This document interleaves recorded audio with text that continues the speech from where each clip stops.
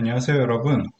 오늘 21년도 무용시임 경진대회에 참여해주신 모든 분들께 환영의 말씀을 전하면서 저에게 주어진 CM 분야 국가 R&D 연구단 사례 발표라는 주제로 여러분들과 시간을 함께 하도록 하겠습니다. 먼저 여러분들 최근 코로나 사태로 인해서 참 여러모로 어려운 상황일 텐데요. 이렇게 경진대회에 참여하셔서 자기 개발에 열심히 한 모습들을 보니까 매우 대견하고 또 응원의 마음을 가지지 않을 수 없을 것 같습니다.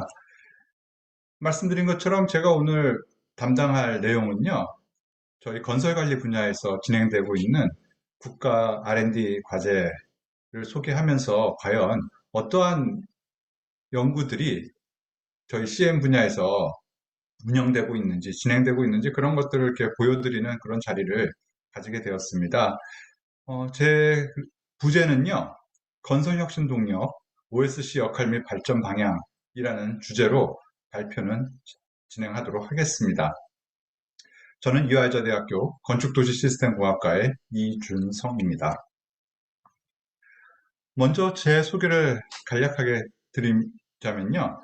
말씀드린 반대로 저는 유아여대 건축도시시스템공학과에 재직 중이고요. 또한 대학원에 개설된 빅데이터 분석학 협동과정 교수로서 또 교육에 임하고 있습니다. 오늘 사실은 여러 내용보다도 좀 진로의 고민인 여러분들에게 여러 다양한 길을 좀 소개해드리는 것도 또 의미 있는 일이라고 생각이 드는데요.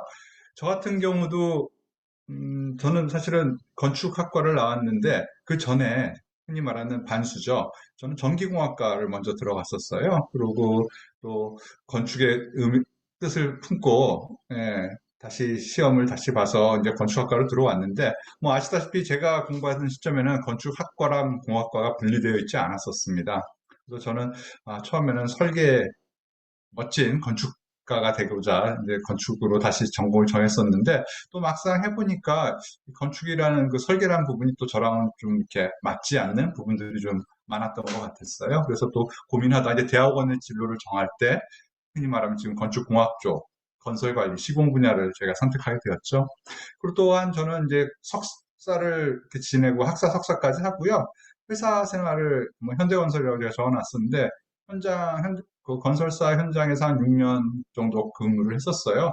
그리고 나서 다시 공부를 좀 더 해야겠다라는 생각을 가지고서 서른이 넘어서 좀 늦은 나이라고 할 수 있을 것 같은데 그때 다시 유학을 길에 올라서 공부를 시작했습니다. 제가 뭐 제 사례를 전해드리는 얘기는 지금 이 강좌를 듣는 학생들 중에서도 진로에 대해서 아직 고민이 많은 친구들이 있을 것 같아요. 근데 너무 조급해하지 말았으면 하는 마음을 좀 전해드리고 싶습니다. 저 자신도 사실은 그 당시를 돌이켜보면 굉장히 뭐 재수도 하고 또 전공도 바꾸는 것 과정도 있었고 또 회사를 다니다가 또 다시 뒤늦게 유학을 하겠다는 생각을 들기도 하고 굉장히 여러 고민들을 했었던 것 같아요. 근데 그런 것들이 이제 물론 지나고 나서 보니까 그런 고민의 시간들이 다 저에게는 소중한 또 과정이 아니었나 그런 생각을 해봤습니다. 그러니까 여러분들도 지금 진로를 뭐 정한 친구분들도 계시고 아니면 좀 더 여러 길에서 여러 방법에 대해서 길에 대해서 모색하는 친구들이 많을 것 같은데요. 좀 차분하게 또 너무 조급하지 않게 자기의 갈 길을 정해 나갈 수 있으면 좋겠다는 생각을 하고요. 또한 나중에라도 또 길을 변경하고 싶은 일이 생기면 그걸 너무 두려워하지 마시고 또 그거를 그 상황에서 맞추어서 자기가 갈 길을 찾아 나가면 뭐 되지 않을까 그런 생각을 여러분들에게 전해드리고자 합니다. 물론 제 사례니까요. 뭐 참조하시면 될 것 같고요. 또 시작하기 전에 여기 제 이력을 보시면 제가 건축도시시스템공학과 교수라고 되어 있어요. 이런 과가 있었나 좀 낯선 분들도 계실 것 같은데요. 저희 이과는 사실은 전신은 건축공학과입니다. 저희 건축공학과인데 저희가 2017년부터 여러 저희 학생들, 저희 학교 학생들의 어떤 진로라든지 취업이라든지 이런 상황들을 봤을 때 좀 새로운 영역들을 좀 개발해야 될 필요성을 느꼈어 가지고요. 뭐 아시다시피 건축공학의 가장 큰 세 분야는 건축 구조, 건축 환경 및 설비, 뭐 건축 시공 및 사업 관리 이런 세 분야잖아요. 근데 저희가 저희 그 당시 여러 몇 년 동안의 그 추세를 보니까 학생들이 금융권에도 많이 진출하고 또 뭐 자산 관리라든지 이런 부분들 또 다양하게 뭐 로스쿨이라든지 뭐 이런 부분들이 좀 다양하게 진로들을 잡고 있어서요. 저희가 좀 전통적인 부분들을 기반으로 하되 좀 새로운 영역, 그래서 도시 데이터를 활용하고 뭐 자산 관리라든지 부동산 관리라든지 파이낸싱 이런 쪽도는 어, 또 여러 가지 계약 제도에 관련된 부분이라든지 이런 분야들에 대한 어, 커리큘럼을 좀 보강하고 또 거의 관련된 교수님들을 모셔서 건축 도시 시스템 공학이라는 어느 정도 약간 융합적인 그런 전공으로 거듭났다라고 말씀드리겠습니다. 그래서 혹시 또 사회나 아니면 또 여러분들이 또 같이 활동을 할 때 이화여대 건축 도시 시스템 공학과 나온 친구들을 만나게 되거든. 네, 이런 배경이 있었구나. 또 알고서 또 보게 되시면 어, 또 친분이 더 커지지 않을까 생각이 들어서 간략하게 설명드렸고요. 또 이런 과의 변화에 대해서 또 말씀드리는 게 아시다시피 학교가 굉장히 변화가 어려운 조직 중에 하나이긴 한데요. 또 저희 전공도 마찬가지고 건축이라든지 건설 부분에 굉장히 변화에 직면하고 있습니다. 그러다 보니 저희도 나름 아마 저희는 굉장히 과 이름까지 바꾸고 커리큘럼도 굉장히 많이 바꾼 뭐 20, 30% 정도 이상 바꿨는데요. 그런 변화를 택했는데 저는 굉장히 도전적인 변화를 택했었고요. 아마 다른 지금 여러분들이 소속한 그 전공 학교에서도 그 소속한 전공에서도 굉장히 내부적으로는 많은 변화들을 반영하고 계실 거예요. 그래서 여러분들도 그런 변화의 학교에서의 어떤 변화의 끈을 잘 보시면서 또 자기의 나아갈 방향을 지속적으로 개척해 나가셨으면 하는 마음에서 이첫 장에서 좀 설명을 많이 부연 설명을 좀 드렸습니다. 예, 이제 본격적으로 강의를 들어가도록 할게요. OSC, 제가 오늘 말씀드릴 건 이제 OSC 연구단에서 소개시켜 드릴 건데, OSC에 대해서 얘기는 이제 많이 그래도 좀 들어보셨을 거예요. 업사이트 컨스트럭션, 뭐, 탈현장 건설, 또는 제조형 건설, 뭐 이런 식으로 번역이 되기도 하는데요. 뭐, OSC라는 용어 자체로 많이 사용되고 있습니다. 그래서 제가 또 옆에 업사이트 클래스라고 된 거는 사실 요새 여러분들도 지금 대부분 많은 부분들이 랜선, 온라인 수업들이 많이 진행되고 있잖아요. 그래서 제가 건설에서도 OSC, 학교에서도 업사이트 클래스라고 제가 좀 약간 이름을 붙여서 OSC에 되게 저희가 굉장히 OSC를 접하고 살고 있구나라는 것들을 한번 시작을 해봤습니다. 이러한 변화가 과연 많은 일들이 변했습니다. 많은 일들이 코로나로 인해서 변했는데요. 그럼 과연 어떠한 이러한 변화 속에서 우리가 어떻게 앞으로 대처해 나갈 것인지, 그와 또 관련된 대응되는 그런 연구들이 어떠한 식으로 진행되고 있는지 저희 연구단, OSC 연구단 사례로 한번 여러분들에게 소개시켜 드리고자 합니다. 오늘 크게 세 파트로 말씀을 드릴 건데요. 연구단에 대한 얘기는 마지막 파트 3에서 대응 전략에서 저희 연구단에 대한 그런 현황은 좀 소개해 드릴 거고요. 저는 그 전에 과연 저희 이런 OSC가 왜 이렇게 이슈화되고 있고 또 이런 큰 대형 연구단이 시작되었는지 그런 배경에 대해서 한번 여러분들 같이 공감을 하고 나서 그럼 저희 연구단에 대해서 좀 더 이해가 더 폭이 커질 거라고 넓어질 거라고 생각을 해서 그좀 배경 설명을 좀 먼저 드리고 진행하도록 하겠습니다. 건설 산업 얘기는 너무 많이 들었죠. 저희 과거 중동 70년대, 80년대 중동 건설 붐도 있었었고요. 또 저희 국가 굉장히 인프라를 구축하는데 건설이 굉장히 큰 기여를 했었죠. 그리고 90년도에는 주택 200만 호라든지 SOC 투자가 확대되어 있어서 국가의 기간 산업으로서 역할을 굉장히 담당하고 있었던 그런 시절이 있었는데요. 근데 아시다시피 2000년대 들어오면서 사실은 저희 좀 건설 분야의 침체가 사실 어느 정도는 생기긴 했어요. 과거 같이 아주 앞에서 선도하는 산업, 국가를 선도하는 거 분야라기보다도 좀 정체된 듯한 느낌이 많이 있었지만 뭐 GDP 대비 20% 14%로 하락됐다고 되어 있는데 사실 이거는 상대적 우리 국가 예산이라 GDP 규모가 계속 커지고 있기 때문에 사실은 금액 자체로는 결코 줄고 있다고 생각이 안 듭니다. 절대 금액은 유지되거나 조금씩 늘고 있고요. 물론 그 안에 내용들은 고도화되고 있는 부분들이 있는데 그럼 과연 우리가 이러한 2020년대 포스트 코로나 시대에 어떠한 우리가 또 분기점을 맞이하고 있는지 한번 살펴보도록 하겠습니다. 먼저 저희 건설산업 경쟁력에 대해서 한번 볼 텐데요. 건설기술연구원에서 저희 매년 저희 건설산업의 국제 경쟁력에 대한 평가를 하고 있습니다. 사실은 2016년에 6위까지 높은 그 순위까지 올라갔다가 그 이후 좀 계속 하락하고 있는 추세인 건 맞습니다. 뭐 여러 가지 이유가 있겠죠. 또 저희 원천 기술에 대한 그런 부분들이 좀 부족하다든지 또 후발 개발도상국들의 축격이 아주 매섭다든지 그런 부분에 있어서 저희 어떤 새로운 포지셔닝을 저희가 약간 어정쩡하다 그러죠. 아주 선진화되어 있는 기술을 갖고 있는 것도 아니고 그렇다고 예전처럼 어떤 가격 경쟁력에 기반한 그러한 수주를 하기도 어렵고 그런 것들이 있어서 지금 사실은 아까 말씀드렸듯이 이제 이 시대에 있어서 저희 한국 국내 건설업도 새로운 전기가 필요하다라는 생각들을 다들 공감하고들 계세요. 요새 코로나 빼놓고는 이야기가 안 되죠. 지금 저희 산업통상자원부에서도 작년에 그 포스트 코로나 시대 5대 변화와 8대 과제라는 것들로 이렇게 정리를 했었고요. 결론적으로는 이제 이러한 부분들이 이제 건설 산업도 예외일 수는 없고요. 건설 산업도 이러한 언택트 문화가 확산됨에 따라서 비대면과 무인화 기술이 급성하고 있고요.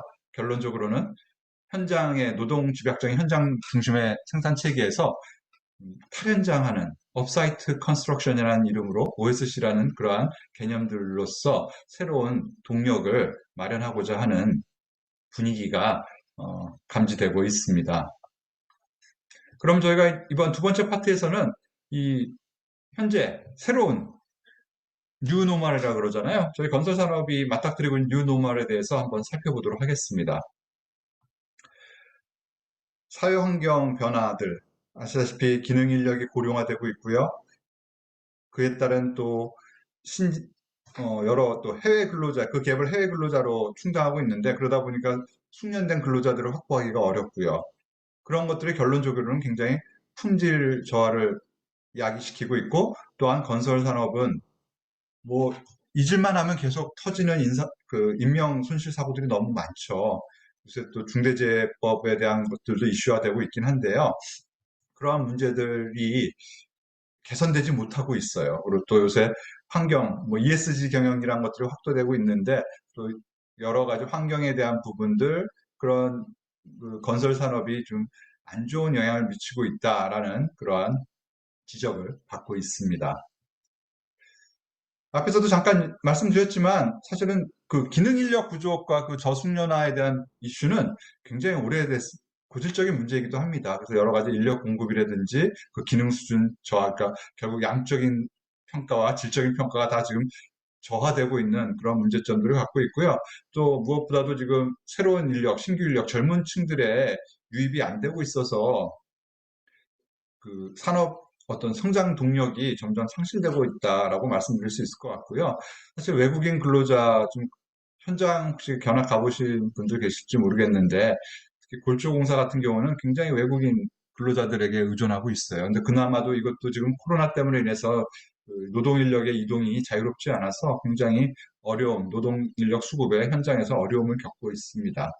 또 하나 뭐 뒤에서도 언급되겠지만 저희 나라 같은 경우는 노동 생산성이 현저히 또 낮은 것들을 평가받고 있어서요. 좀 문제점들이 계속 내재되어 있습니다.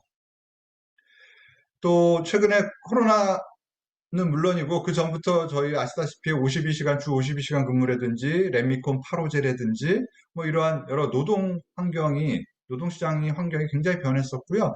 특히 코로나 이후 여러 비대면이라든지 뭐 유연근무제라든지 이러한 것들 형태로 변화되고 있는데 아시다시피 건설 산업은 좀 그럴 수가 없지 않습니까? 그러다 보니까 어떤 새로운 생산 방식에 대한 기존의 방식과는 다른 생산 방식에 대한 그러한 고민들이 더욱 커지고 있는 사항이다라고 말씀드릴 수 있을 것 같고요. 뭐 산업구조 차원에서 한번 살펴보면요. 저희 디지털화가 굉장히 낮은 분야 산업으로 되어 있죠, 건설업이. 이 그림은요, 얼마 전 테드 강연에서 예일대 건축가 교수인 필립 번스타인 교수가 이 저희 건축 생산 과정에서 얼마나 그 데이터, 정보의 손실이 있는지 그런 것들을 보여주는, 설명하는 그런 자료였는데요. 왼쪽에서 보시다시피 지금 건축, 일반적인 건설 생산을 보시면 발주자로부터 설계자, 이제 또 구매 조달, 시공자 이런 식으로 일방향으로 흘러가는 정보의 흐름이 계속 진행되고 있습니다. 그 과정에서 굉장히 여러 정보들이 유실되고 있고요. 결론적으로는 클라이언트가 전체 정보에 대한 사업 진행에 있어서 정보에 대해서 제대로 파악을 못하고 있는, 그리고 뭐 클라이언트뿐 아니라 각 참여자들이 그냥 자기와 관련된 정보들만 알고 계속적인 지속적인 정보를 공유하고 재생산할 수 있는 그런 구조가 부족하다라고 말씀드릴 수 있을 것 같아서, 그런 것들을 극복하기 위한 여러 가지 디지털화가 필요하다. 여러 디지털화 도구를 통해서 이러한 쌍방향적인 서로 피드백이 원활하게 진행되는 그러한 구조가 필요하다라는 걸 설명했던 그런 도표입니다. 요새 키워드들, 코로나, 4차 산업혁명, 디지털 트랜스포메이션, 뭐 OSC, BIM 이런 키워드들이 건설에도 많이 들으셨을 거예요. 근데 디지털 트랜스포메이션, 뭐 디지털 전환이라고 번역이 되죠. 여기 말 그대로 새로운 그 사업 모델이나 또 제품, 또 서비스를 창출하기 위해서 여러 물리적인 요소들과 함께 디지털 기술을 통해서 이러한 통합화하는 그런 산업의 전략을 얘기하고 있는데요. 이런 디지털 트랜스포메이션은 이런 기술들, 우리가 많이 봤던 뭐 AI라든지 IoT, 빅데이터라든지 뭐 자동화, 뭐 네트워크, 이런 기술들뿐 아니라 이러한 것들을 우리가 생산 방식, 프로세스 방식에 좀 이렇게 집중하는 경향들이 있어요. 근데 이러한 것들을 개선해서 굉장히 생산성을 높이고 업무 효율성을 올려야 된다라고 생각하는데, 사실 이러한 프로세스뿐 아니라 이 프로덕트와 서비스, 뭐 제품이 될 수도 있고 용역인 경우에는 서비스가 되겠죠. 이러한 상품과 또 그 주변의 환경들, 산업 환경들, 제도 정책적인 또 산업 인프라적인 환경이라든지 또 거기 참여하고 있는 여러 휴먼 리소스들, 사람들이 같이 어떤 일하는 방식을 바꿔 나가야지만 이 디지털 전환은 그 결실을 맺을 수 있다라는 것들을 여러분들이 유념해 줘야 될 것 같아요. 그래서 사실은 저희가 뭐 디지털 트랜스포메이션, 4차 산업혁명 그러면 무슨 코딩하고 뭐 컴퓨터 사이언스 하시는 분들이 주도 그분들만의 어떤 영역이라고 생각하시는데, 사실은 그것뿐 아니라 직접 거기 참여하는 사람들과 일하는 서비스들에 대한, 그리고 제도 정책적인 이런 모든 분야들에 대해서 같이 협력해야 된다라는 사실을 잊지 않아 주셨으면 좋을 것 같습니다. 그래서 보면 건설에서의 또 디지털화를 보시면 요새는 IoT라든지 아까 말했던 인공지능, 빅데이터 이런 또 여러 스마트 센싱들을 활용하는, 또 로보틱스를 활용하는 그런 디지털 건설 기술들이 도입되고 있고요. 그건 뒤에서 다시 한번 살펴보면 설명을 좀 드리도록 할게요. 그러면 아까 제가 단순하게 어떤 기술뿐 아니라, 요소 기술뿐 아니라 일하는 방식을 바꿔야 된다라고 말씀을 드렸어요. 건설 산업은 아시다시피 굉장히 제조업에 비해서 굉장히 낮은 생산성을 보여주고 있고, 그에 따른 이제 수익성이 저하되고 있는 것들이 지속적으로 문제점으로 지적되고 있습니다. 여태까지 말씀드렸던 내용 중에 그 대안으로서 요새 떠오르고 있는 게 아까 말씀드렸던 탈현장인 OSC라고 말씀드릴 수 있어요. 공업화, 또 탈현장화, 제조업화 이러한 얘기들이 되고 있는데요. 그럼 뒤에서 제가 파트 3에서는 저희 연구단이 그럼 이러한 문제점들을 해결하기 위해서 어떠한 연구들이 진행되고 있는지 한번 소개를 시켜드리는 시간을 가지도록 하겠습니다. OSC라는 것은 아시다시피 전통적인 현장 생산 방식과는 달리 통제가 가능한 여러 가지 불확실성을 제거한 공장에서 여러 부재, 또 부재도 이것도 레벨이 뭐 단순 부재, 단일 부재일 수도 있고, 아니면 복합된 컴포넌트가 된 시스템일 수도 있고, 또는 완성체, 박스형 모듈러 같이 완성체 또는 뭐 MEP 시스템 같은 그러한 제품으로 생산되는 것들이 현장으로 운송되어 거기서 현장에서 조립되는 그런 과정인 거죠. 보시면 여러 설계, 엔지니어링 설계라든지 인허가는 같이 진행되죠. 여기가 전통적인 방식이고 아래가 OSC 방식인가 될 텐데 차이는 이제 공장에서 같이 그 현장에 이제 토공사와 기초가 작업될 때 이 메인 공사가 공장에서 진행되고 있는 것들이죠. 그러고 나서 현장에서는 기존 방식에서는 이런 토공사 끝나고 나서 이제 그 위에 이제 여러 기초와 끝나고 나서 지하층과 이제 지상층 공사가 진행될 텐데요. OSC에서는 이렇게 일부 지하층 공사가 진행되면서 이 아까 말씀드렸던 공장에서 제작이 되니까 현장에서는 이제 조립 설치가 되니까 이제 시간이 결국에는 요 시간이 세이빙이 되는 게 이론적인 그런 접근입니다. 그래서 굉장히 공기를 절감할 수 있는 여지가 많다. 무조건 OSC 한다고 공기가 절감되지는 않습니다. 굉장히 이거는 또 여러분도 들어보셨겠지만 프리컨스트럭션, 굉장히 계획 단계에서 굉장히 사전에 잘 계획이 되고 그것들이 관리가 돼야지만 원래 OSC가 목적으로 하는 품질 개선이라든지 공기 단축, 또 원가 절감, 또 안전사고 방지 이런 것들이 달성될 수 있거든요. 그런 부분들에 대해서 사실은 저희 연구단에서 진행되고 있어서 그런 부분들을 또 살짝 또 소개해 드리도록 하겠습니다. 기술의 변화인데 WEF 다 들어보셨죠? 4차 산업혁명이란 그 주제를 끄집어냈던 그런 단체 컨퍼런스가 되겠죠. 그 WEF에서 2018년도에 건설에 대한 앞으로 향후 건설업을 미래를 책임질 10대 기술에 대해서 발표를 한 바 있는데요. 뭐 보시다시피 뭐 많이 봤던 BIM이라든지 뭐 클라우딩이라든지 또 여러 가지 AR, VR이라든지 또 빅데이터 이런 뭐 3D 프린터 또 드론을 비롯한 자동화 이런 것들 보여주고 있는데 그 1번으로 보시면 프리패브화와 모듈러 컨스트럭션을 들었어요. 이것이 앞으로 향후 건설의 미래를 책임질 것이다 라고 얘기를 했었는데요.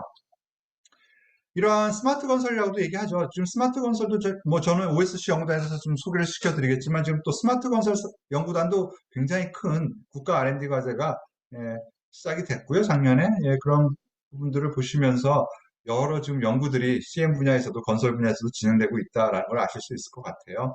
보시면 여러 가지 로보틱, 벽돌 쌓는 로봇은 많이 사용되고 있고요. 뭐 3D 스캐너라든지 라이다를 활용한다든지 3D 프린팅 또 뭐 여러 가지 로보틱, 화세 로봇 같은 것들이 현장에서 많이 쓰이고 있죠. 또 디지털 트윈이라는 것들도 가상 현실을 또 구현한 디지털 트윈이라는 것도 또 요새 많이 활용되고 있고요. 또 아까 말씀드린 VR이나 AR을 활용한 여러 안전이라든지 또 시뮬레이션 또 여러 가지 검출 이런 부분들이 현재 산업에서 활발하게 적용되고 있습니다. 또 그에 대한 좀 더 적용성과 구체성을 높이기 위한 여러 가지 연구들이 학계와 또 현업에서 또 연구기관에서 아주 협업해서 잘 진행되고 다양한 그 수행이 이루어지고 있다라고 말씀드릴 수 있을 것 같습니다. 그러면 이제 세 번째 파트로서요. 제가 건설산업 미래혁신을 위한 대응 전략이라고 말씀드렸는데 결국 OSC 연구단에 대한 얘기를 이제 좀 드리려고 해요. 제가 말씀드렸듯이 이번 그 무형 CM 교육 과정에서 저에게 연구단 소개를 좀 해주십사 말씀을 드렸는데요. CM 관련 연구단에서는 어떠한 연구들이 진행되고 있는지 한번 살펴보시는 그런 시간이 되시기를 바랍니다.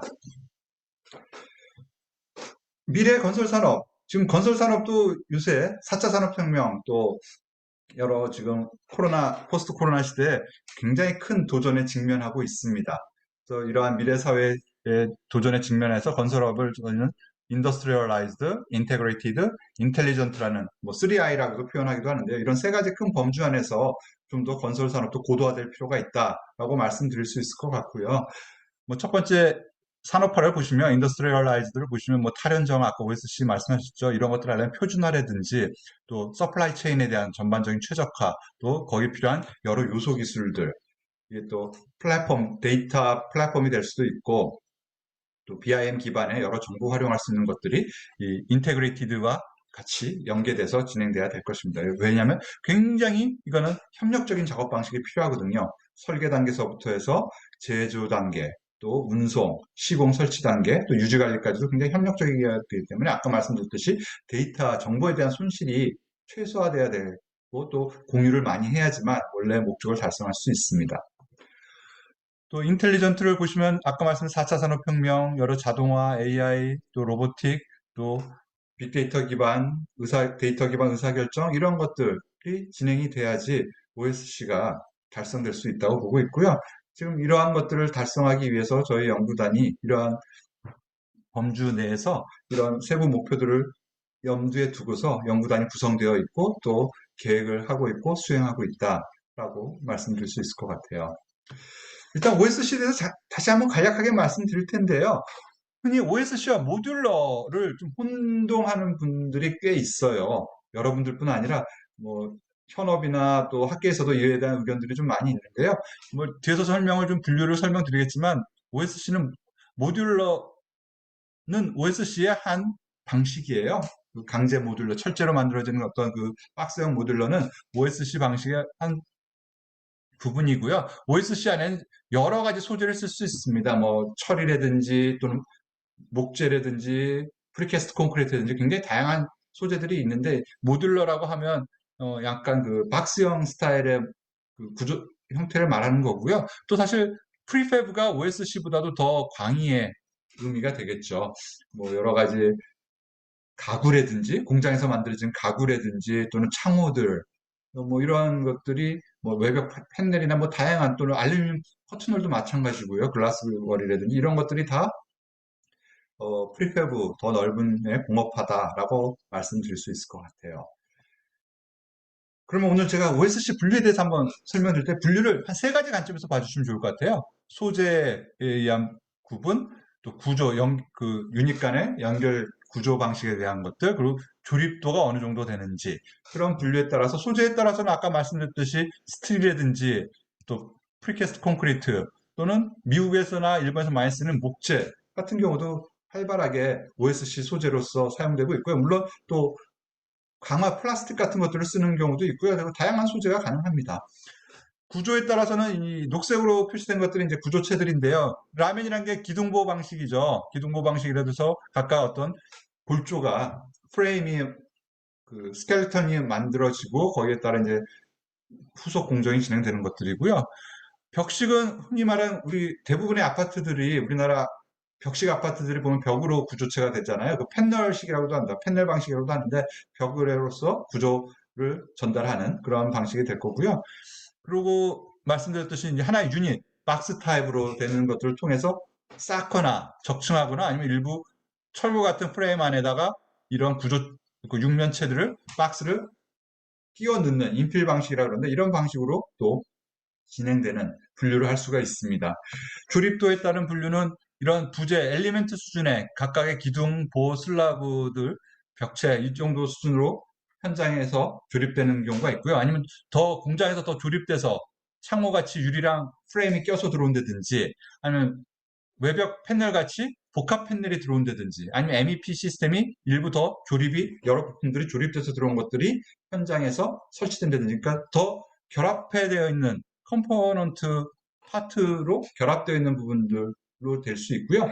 더 진행된 게 하나의 완성체 유닛 타입으로 뭐 박스 타입이 말씀드릴 수 있겠죠. 그런 게 모듈러 타입이다라고 이해하시면 될 것 같아요. 그래서 UBR은 유닛 바스룸이라고 아예 화장실 자체를 다 만들어서 그 골조에다 설치하는 그런 방식도 하나의 그 OSC에서 어셈블리로 보면 유닛 방식이다라고 이해하시면 될 것 같습니다.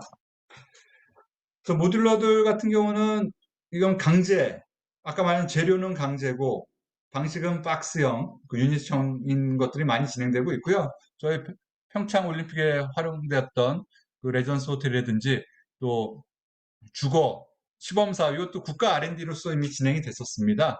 그래서 가양동이라든지 천안 두정에 그 모듈러 실증 사업들이 각각 SH와 LH에서 발주처에서 진행이 됐었던 그런 사례들을 소개시켜 드리고요. PC 같은 경우도 지금 사실 PC는 1980년대, 90년대 굉장히 국내에서 많이 활용되었어요. 적용됐었었는데, 그 당시 200만 호 주택 공급해가지고 굉장히 대단히 물량을 공급하느라, 그러기 위해 속도를 맞추고 좀 빨리빨리 짓기 위해서는 그 선택으로 PC가 선택됐었는데, 안타깝게도 이제 30년 전이죠. 그 당시에는 기술력이 지금만큼 안 됐던 거예요. 그러다 보니까 또 여러 가지 공장 관리, 품질 관리도 좀 안 되고 그러다 보니까 여러 PC라는 게, OSC라는 게 조립이잖아요. 그 누수도 좀 많았었고, 심지어는 부재가 탈락되는 경우도 생겨가지고 굉장히 심각했었습니다. 굉장히 지면에 보도되고 그래가지고 90년대 초반 이후에 완전히 PC가, 공동주택에 있어서는 PC가 완전히 사라지게 됐어요. 그러다가 최근 들어서 2000년대 들어오면서 물류센터라든지 대형 물류센터라든지 지하주차장 같은 부분들은 PC가 다시 도입되기 시작했고요. LH나 SH 입장에서도 이제 새로운 생산 방식, 지금 아까 제가 앞쪽에서 설명드렸던 여러 산업이나 사회의 변화에 따라서 인력 투입보다는 이제 공장 생산의 제조 기반의 건설 생산 방식이 필요하겠다라는 생각이 이제 다들 국가 차원에서 들기 시작해서 그런 어떤 새로운 시도를 다시 하기 위해서 LH에서 작년에 벽식 방식의 PC 주택을, 여기 보시면 지금 벽체가 지금 설치되고 있는 모습들이 보여지고 있는데요. 그 벽식 방식은 작년에 시범 사업을 하나 했고요. 지금 또 기둥보 방식, 라멘조라고 하죠. 기둥보 방식이 지금 진행되고 있습니다. 그리고 또한 이제 이런 것들 시범 사업 한종씩 짓고 있는데요. 저희 연구단에서는 이제, 그리고 이거는 원래는 RC로 한 것들을 이제 갑자기 PC로 뒤늦게 바꾸어서 좀 여러 가지 좀, 아까 말했듯이 설계나 기획 단계에서 OSC를 감안한 그런 설계나 기획이 안 돼 있어서 좀, 원래 OSC가 달성하고자 하는 목표를 충분히 이루지 못하고 있어서 저희 연구단에서도 사업단이 실증 사업을 2개 진행할 예정이에요. LH, SH가 각각이요. 그 연구단을 보시면 음, 그 앞으로 좀 OSC가 활성화될 수 있는 그런 기반을 제공하고자 지금 그러한 실증 사업들이 진행하고 있습니다. 네, 제 연구단 소개를 간략하게 드리도록 할게요. 이제 사실은 이거를 위해서 지금 앞에 지금 배경이라든지 여러 가지 지금 진행 사항들을 좀 설명을 드렸었는데요. 저희 연구단은 OSC 기반 공동주택 생산 시스템 혁신기술 개발, 이란 과제 제목을 갖고 있습니다. 여기서 좀 주목해 주실게요. 뭐 당연히 대상은 저희 그 건물 대상은 중저층 공동주택이고 그 PC 구조예요. 그래서 그 라멘조와 벽식을 다 같이 진행하고 있고요. 보시면 근데 PC 주택이라고 안 쓰고 저희가 생산 시스템 혁신, 생산 시스템 혁신이라는 데 굉장히 방점을 두고 있습니다. 아까 말했듯이 OSC가 그 성공적으로 수행되기 위해서는 단순한 요소 기술뿐, 엔지니어링적인 요소 기술은 물론이고 여러 산업적인 인프라가 구축되어야 하고요. 제도라든지 정책들, 그리고 또 이런 데이터들, 정보들이 원활하게 진행될 수 있는, 활용할 수 있는 플랫폼이 운영돼야 되고요.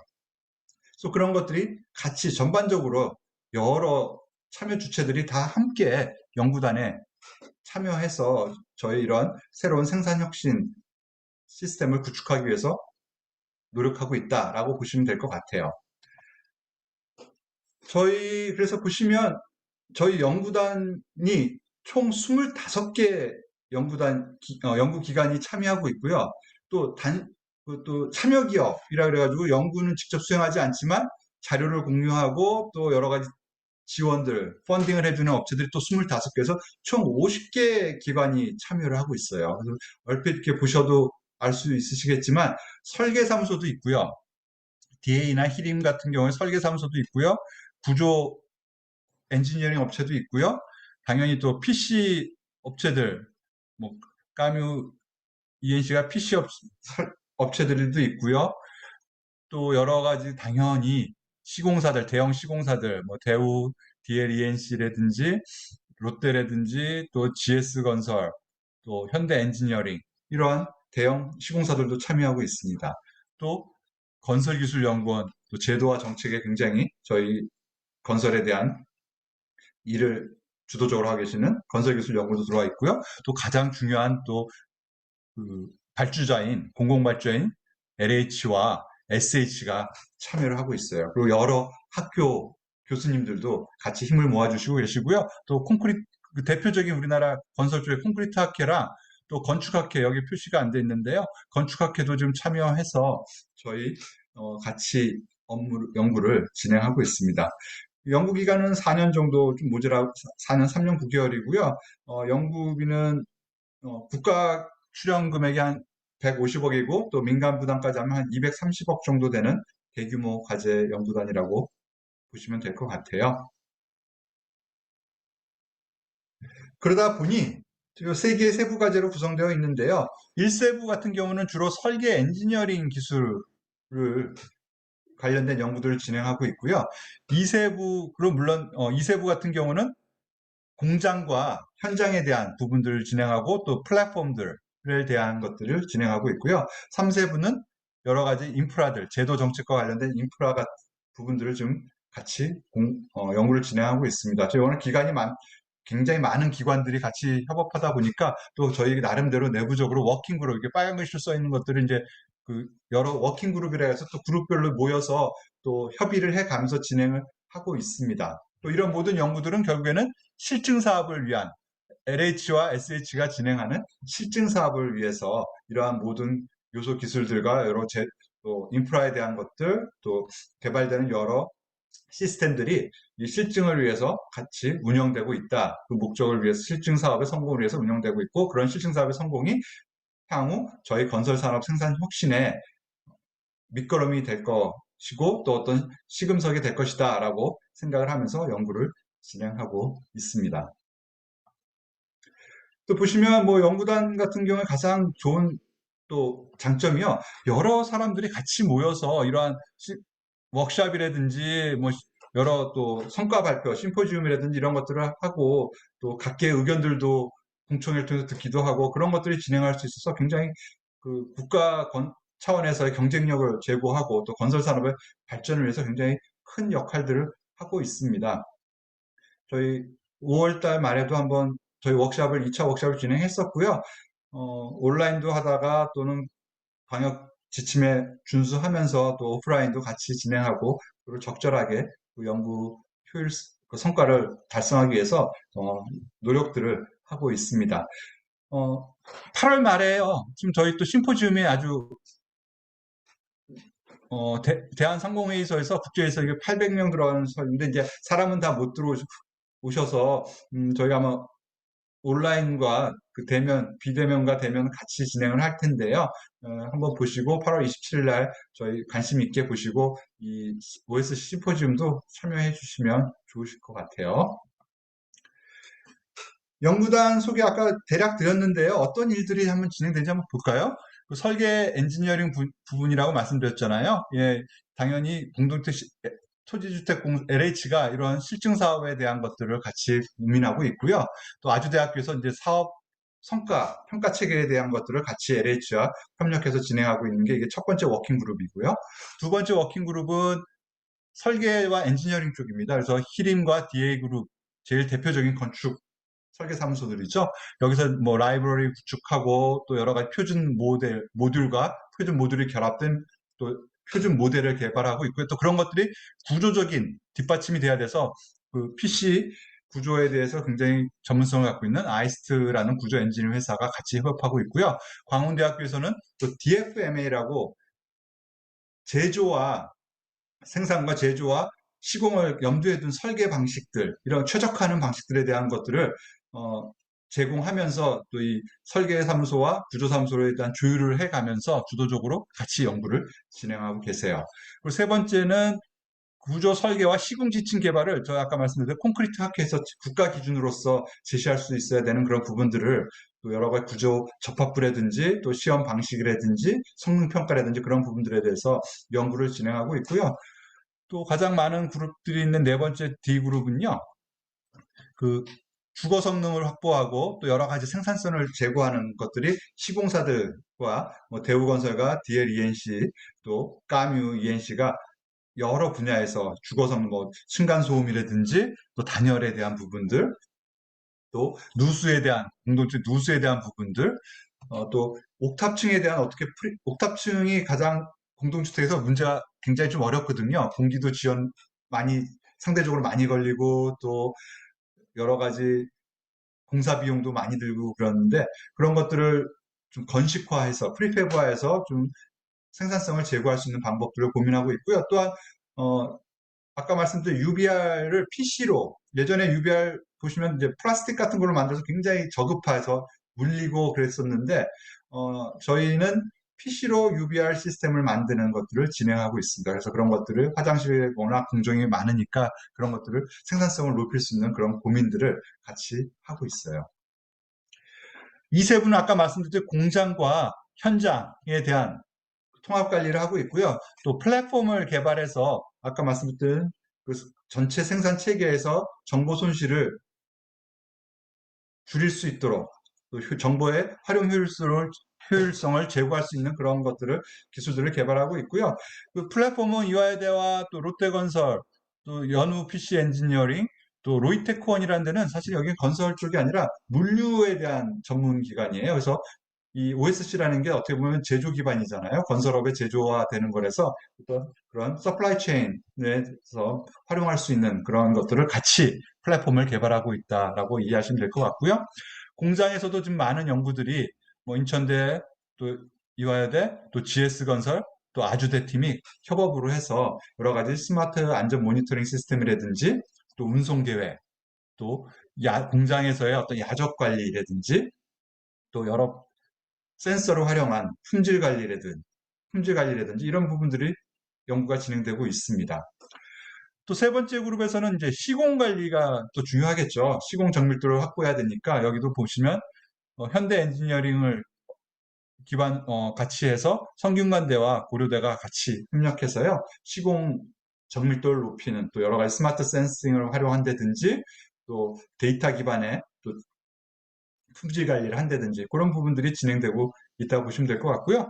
네 번째 그룹은 SH공사가 이러한 여러 가지 1세부와 2세부 또는 3세부에서 진행되고 있는 여러 요소 기술과 제도들을 활용해서 또 이런 플랫폼을 실증하고 그 SH에 맞는 SH형 도심형 PC 주거에 대한 실증 사업을 진행할 예정입니다.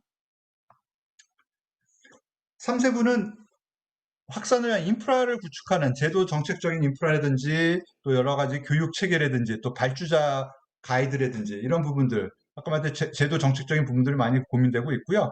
또 표준 품셈, 적정 공기와 또 적정 가격을 산정하기 위한 그런 데이터들, 기준들을 표준 품셈들을 개발하고 있고요. 또 보시면 공장에 대한 저희 아까 말씀드렸듯이 90년대에 실패한 것들이 품질 관리, 공장 품질 관리라든지 시공 현장에서의 품질 관리 실패가 굉장히 큰 이유였는데요. 공장에 대한 인증 시스템을 국가 인증 시스템을 또 개발하고 있는 것들이 3세부에서 진행되고 있어요.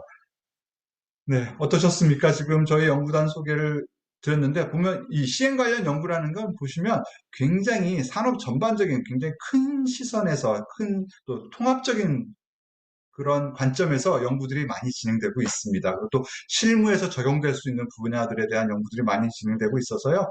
저희 연구단 아까 워크숍이라든지 거기 보면 또 대학원 석사라든지 또 박사의 과정에 계신 분들이 많이 또 참여하셔서 또 배우면서 또 실무의 네트워크도 넓혀가면서 그런 좋은 기회가 될 수 있을 것 같거든요. 그러니까 여러분들도 시행 관련 분야에서 이런 연구들이 진행되고 있구나. 또 아마 소속된 교수님들도 아마 다양한 연구들이 수행하고 계실 거예요. 연구들 수행하고 계실 테니까 본인 관심 분야 이렇게 맞는다고 생각이 되시면 한번 같이 또 석사나 또는 박사까지도 대학원에서 이런 연구를 진행하시는 것도 굉장히 도움이 되실 겁니다. 또 그러고 대학원 석사 가신 다음에 또 현업에 가는 경우도 있고 또는 반대로 현업에 가셨다가 또 석사, 박사로 또 오시는 분들도 많이 있고 하니까요. 이런 연구에 대한 진행을 한번 보시는 것들이 또 여러분 진로에 많은 도움이 될 수 있지 않을까라는 바람에서 제가 간단하게 저희 연구단 소개를 드렸습니다.